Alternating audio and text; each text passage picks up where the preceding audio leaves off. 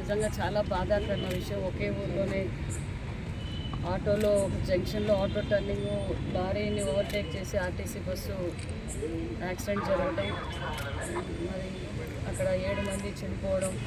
ఇమ్మీడియట్గా ఏదైతే మెసేజ్ రావడం ఇమ్మీడియట్గా ఎస్పీ గారు కలెక్టర్ గారు రెస్పాండ్ కావడం. ఇక్కడ కొంతమంది హాస్పిటల్లో కూడా సుమారు 5 మంది ఉన్నారు. 5 మంది కూడా ట్రీట్మెంట్ ప్రభుత్వం తరఫున ట్రీట్మెంట్ ఇస్తున్నాం.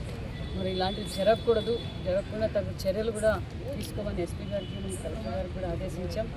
మరి ఇక్కడ చనిపోయిన కుటుంబాలు కూడా, ఎందుకంటే అందరూ ఒకే కుటుంబంలో కూడా ఒకే కుటుంబంలో కూడా నలుగురు ఉన్నారు.